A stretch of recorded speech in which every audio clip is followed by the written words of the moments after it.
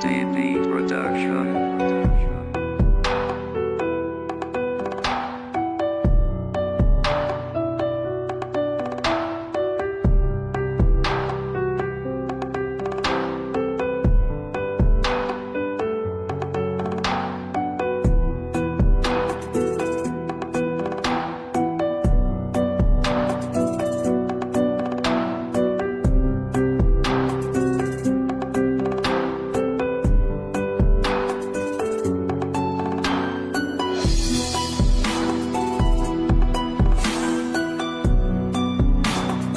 The Garden of Letters.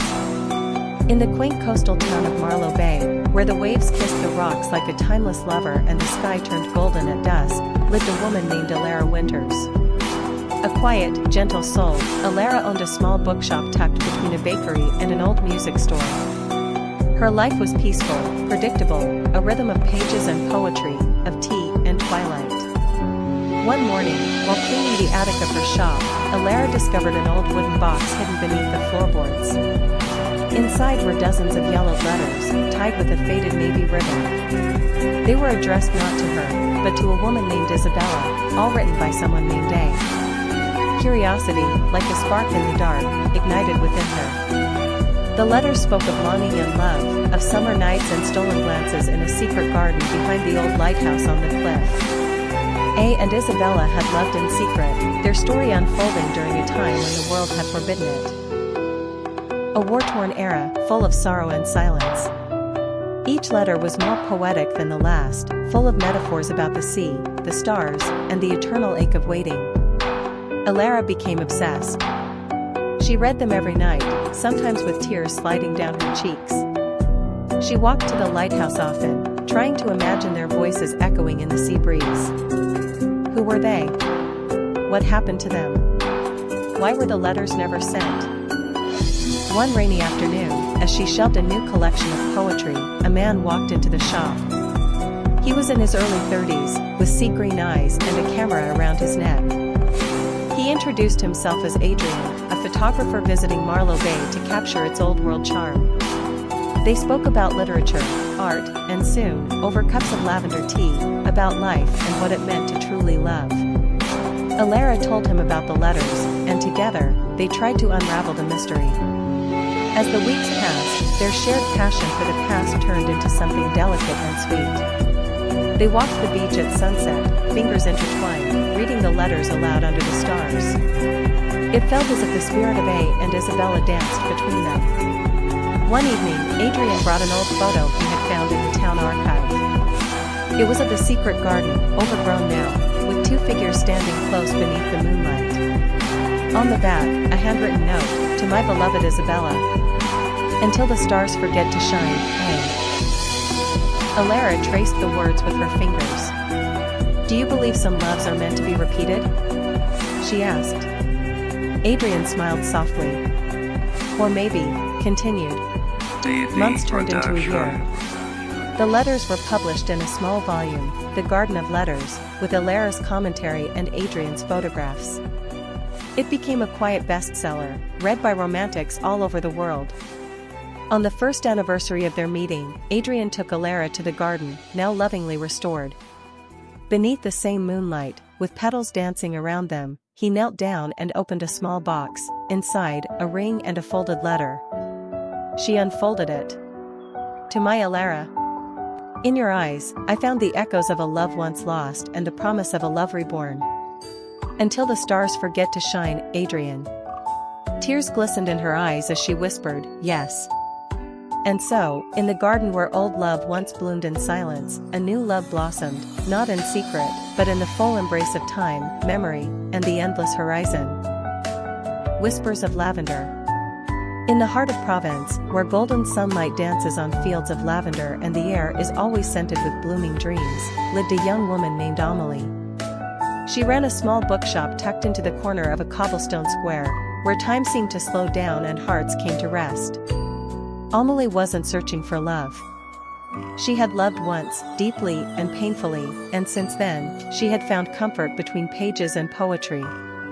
Her days passed quietly, filled with the soft rustle of turning pages, the smell of old books, and the occasional cup of chamomile tea shared with her elderly neighbor, Madame Rousseau. Then came Luca. He arrived one afternoon in late June, a traveler with a worn leather backpack, ink stains on his fingertips, and a camera slung across his shoulder.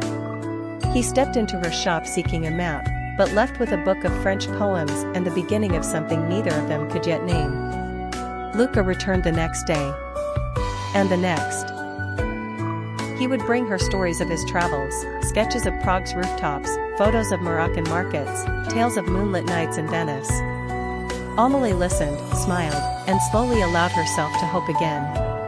In return, she introduced him to the quiet magic of her world, evenings under the stars reading Rimbaud, morning walks through the lavender fields, afternoons spent tracing words on ancient parchment.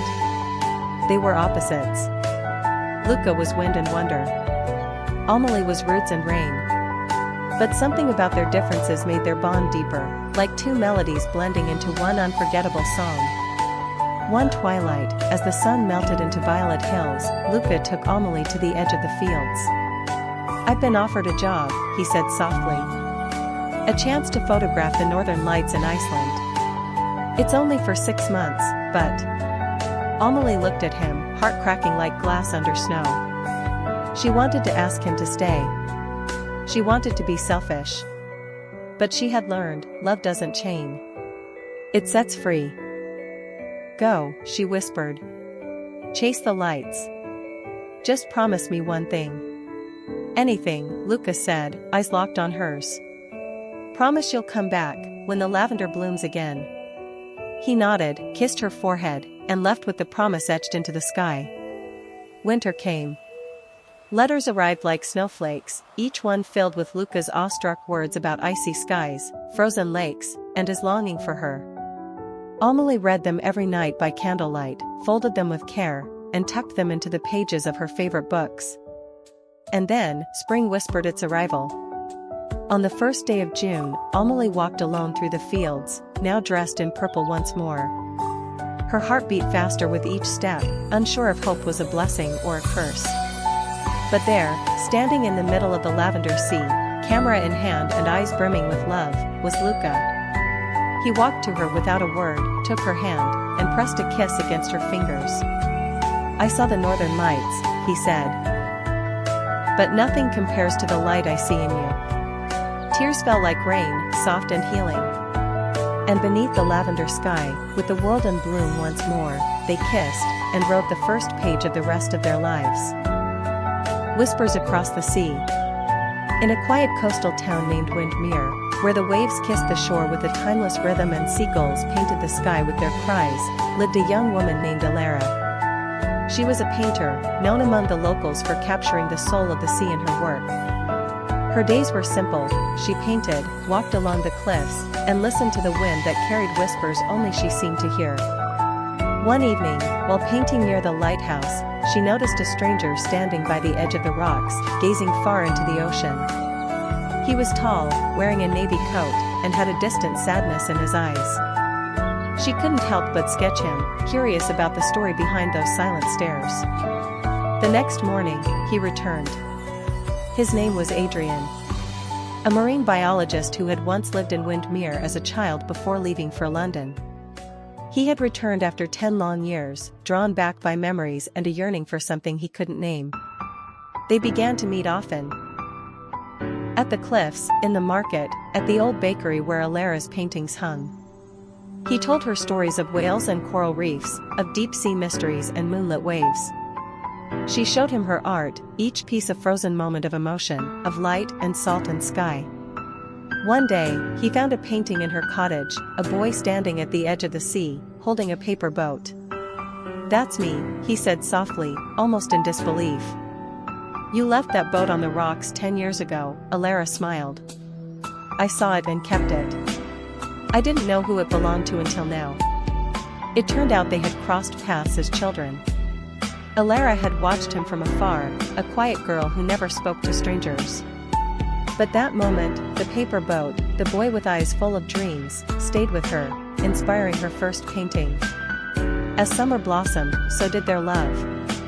They spent golden afternoons in the dunes, their hands entwined, sharing secrets they had never spoken to anyone else. He taught her the names of constellations.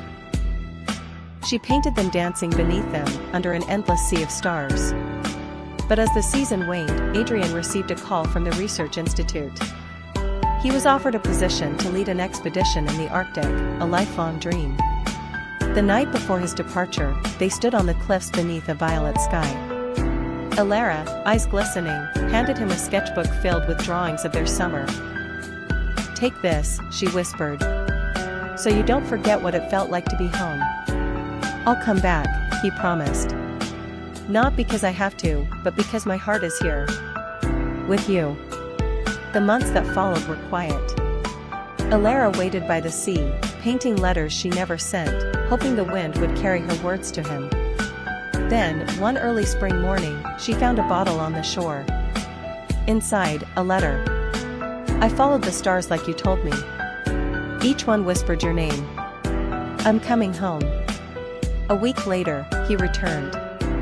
The town gathered to welcome back the boy who had once left with a paper boat and returned as a man with a promise. On the cliffs where they first met, he knelt and offered her a ring carved from driftwood and wrapped in silver, simple, delicate, eternal. Alara, he said, will you be the home I return to, for all my days? She smiled through tears and nodded.